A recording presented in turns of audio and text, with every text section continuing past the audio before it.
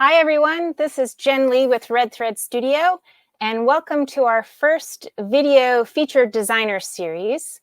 I am so honored to bring you today a friend of mine, Gabby Dubin Bullard, the creative mind behind Fabrilish. Gabby and I met each other many years ago on the vendor circuit, vending at quilt shows. We hooked up for dinner one night, and next thing you know, we were roommates together in Austin at QuiltCon this past February. So let me bring her on, and we're going to get to know Gabby a little better. Hi, Jen. Hi, Gabby. How are you?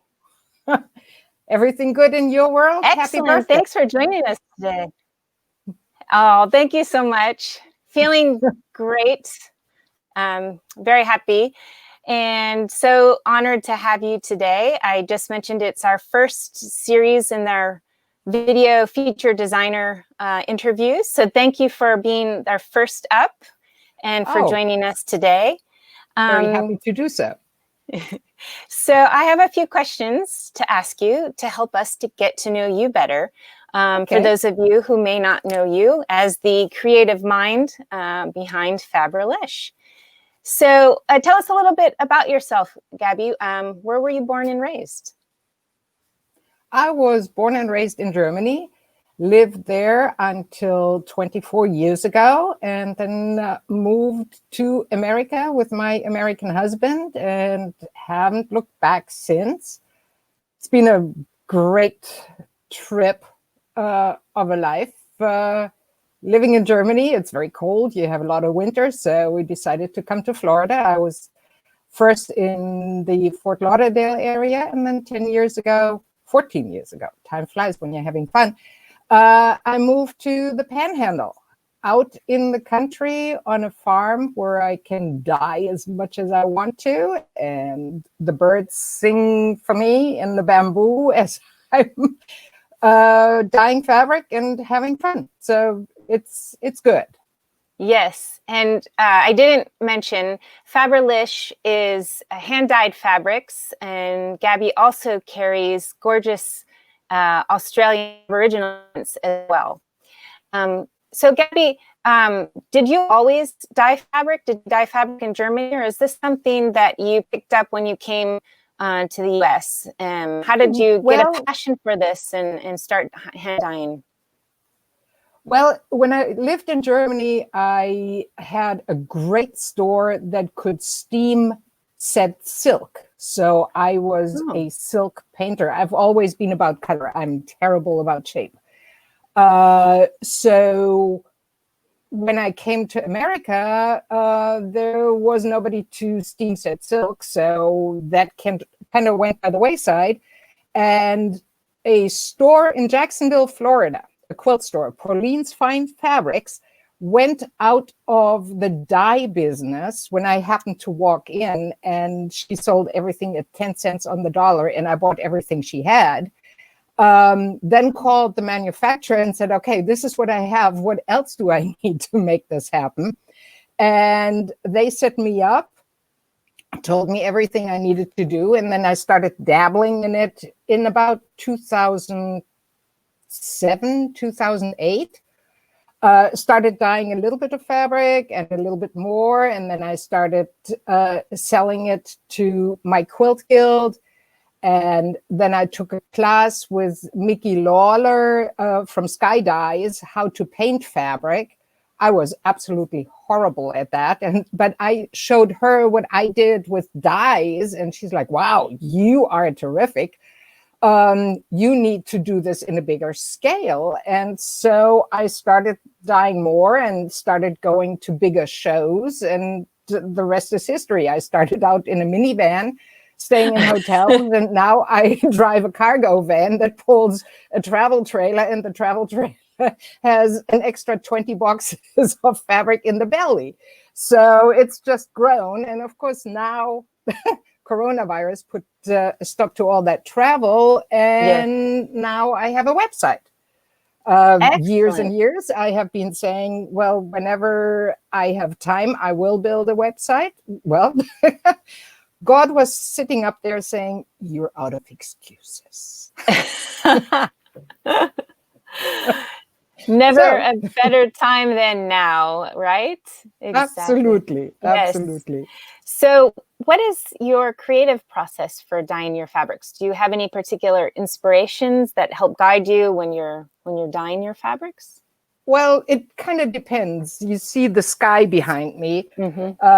That obviously, when you're out in Florida, you see so much sky. And then my favorite thing, I think, is I wonder what would happen if. Mm-hmm.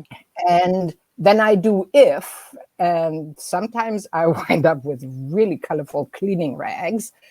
And most of the time by now, I know kind of sort of where I'm going with it.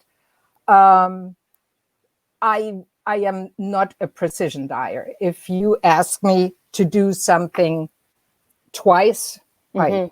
we are in trouble.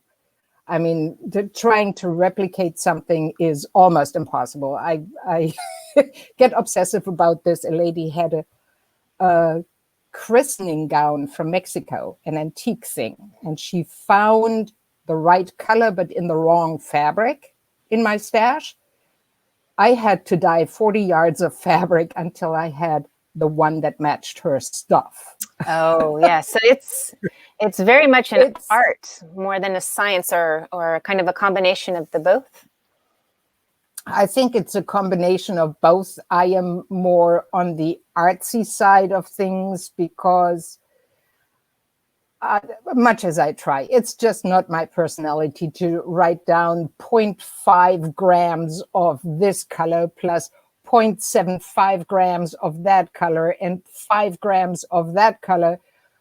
Mix it together at 70 degrees and let it, that's just not me. Yeah. It just doesn't happen. I'm rather like, I wonder what would happen if I do this, and then let's throw that in. And yeah, Yes. then I just can't replicate it. And that's fine. Yeah. It would be Because boring if I did the same thing over and over. And I just don't do boring. yes. And that obviously makes your pieces one of a kind and unique. And for that, I'm sure customers like to have something that sets them apart. It's not, you're not going to see that on mainstream, on the high street fashion with everyone in the same. It's going to be unique and different. Oh, absolutely. Yeah. And Yeah. it's so lovely. Yesterday, I received a letter from a lady down in the Venice area. Uh-huh. She sent me a teeny tiny little piece of fabric and wrote a long letter with it saying, this fabric actually changed my life. And here are pictures of art quilts that I made from this fabric. Wow. Because this is just what I love to do. It was so wonderful. That's what I live for. When people tell me something like that, it's just like, oh, wow. How amazing is that? I'm an enabler. Ooh, a fabric enabler. That's very, very amazing. So that actually leads me to another question I have for you, in terms of how many of your customers use your fabric. You obviously mentioned for this particular customer, she made art quilts, so they became part of her composition for her art quilts. How else do people use your hand-dyed fabrics? Well, I have the cottons for quilting, and people make art quilts, but I also have rayons. I am wearing some rayon. This is the Simple Elegant Tea. Julius also wears the Simple Elegant Tea made out of Australian fabric. The rayon lawn is really, really popular because it's very lightweight. It wears like a dream. Somebody said it's as close as you can be to being naked without being a public nuisance. So it washes well. It's literally throw it in the washer, throw it in the dryer, and wear it again. And the neat thing is, even if we have similar colors, it will never come out the same patterning, even if I dye the pieces side by side. So you always are going to have a unique fabric. I also dye a heavier rayon made from bamboo. That's great for jackets. or dresses. And I also have added quite a few linens to the fray. There is a manufacturer that I found that makes a wonderful linen that is soft as butter and it dyes up like a dream. So Yes. all this, yeah. Speaking of linens, oh, velvets as well too. All right. Yep. Excellent. Those are the ultimate luxury. Speaking of linens, I have behind me a piece that I purchased for you. And me personally, I've envisioned not quite a jumper, but maybe sort of like a cargo dress or poofy pants that I have in mind for the piece. So terrific. Yes. But yeah, that is terrific. Now you have this wonderful figure and you're tall and I'm envious. You can wear those jumpers and look terrific. Why? Not so much me. Well, I've seen your style when we did a little of our own shopping at QuiltCon in Austin. So there's something for everybody, for sure. Yes, there is. So, you know, with everything going on in the world today, and obviously your world was kind of turned upside down with COVID and being quarantining and staying at home. So in addition to your website, what would you say has been your silver lining during this pandemic? Oh, being on the farm, not needing to go anywhere. I mean, I started a vegetable garden in pots around the pool. The bugs are really thankful for that. I'm sure. There's a great crop coming there, and mowing lawn. I mow 10 acres every week. So with the rains and summer coming, it's hard to keep up, but that is what keeps me sane. Yes. And talking to friends like you. Excellent. Excellent. So do you have any big plans for the year ahead? Well, I will try to do as many of the virtual quilt shows. Obviously, big learning curve as we're experiencing with this streaming thing here. And yeah, finding more time to sew samples. I am excited about my new table project that's going to come in a few days.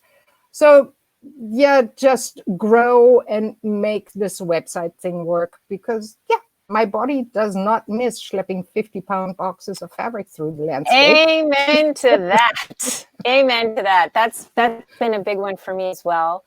And yeah.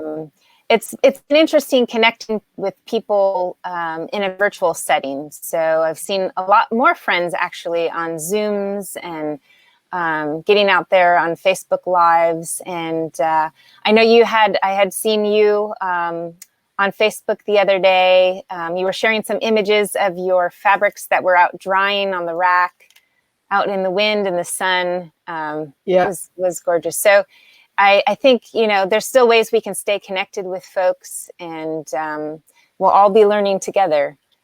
Yeah, exactly. Yes. Exactly. So, well, Gabby, thank you so much for taking time with us this morning. And thank you for having me. Yes. And before we leave, I do want to give a shout out to Gabby's website, Fabrilish.com. Be sure you check it out for her beautiful collection, curated collection of Aboriginal Australian prints. And soon, I believe you'll be putting up some of your hand-dyed unique pieces. Yes, that being said, Gabby posts photos of her work on her Facebook page, and she's always welcome to connect with you and talk with you. In fact, that reminds me, she just helped my mother select some fabric for a quilt back, and that's the greatness of the technology and FaceTime and being able to, even we're apart, connect and help each other out. So Gabby's there for you, Fabrilish.com. Go check her out. And thank you, everyone. We'll see you on our next Future Designers interview. Thank you so much. Bye.